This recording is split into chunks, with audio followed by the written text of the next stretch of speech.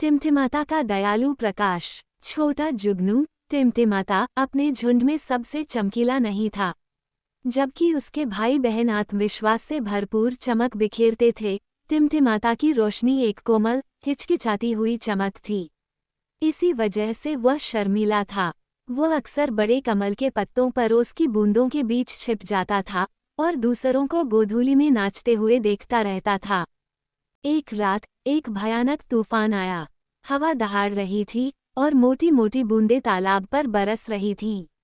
अन्य जुगनू, जो बीच हवा में फंस गए थे, तितर बितर हो गए और उनकी रोशनी खतरनाक रूप से बुझने के करीब थी।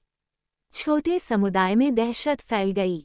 टिमटिमाता एक चौड़ी पत्ती के नीचे दुबका हुआ डर की एक लहर महसूस कर रहा था, लेकिन तभी उसने एक छोटे से भरिंग को देखा, जिसका चमकदार खोल बारिश से भीगा हुआ था और वह उफनते पानी में संघर्ष कर रहा था। बिना सोचे समझे टिमटिमाता तूफान में कूद पड़ा। उसकी अपनी रोशनी, हालांकि छोटी थी, स्थिर और लगातार थी। वह भरिंग के पास उड़ गया। उसकी कोमल चमक अंधेरे में एक प्रकाश स्तंभ की तरह थी। भरिंग उस धुंधली रोशनी को देखकर उसकी ओर रेंगने लगा। टिमटिमाता पानी के ठीक ऊपर मंडराता हुआ भयभीत प्राणी को कमल के पत्ते की सुरक्षा तक ले गया। थका हुआ लेकिन राहत महसूस करते हुए भरिंग पत्ती से चिपक गया। जल्द ही तूफान कम होने लगा। एक एक करके अन्य जुगनू, जिनकी रोशनी मंद और कांपती हुई थी, वापस लौट आए।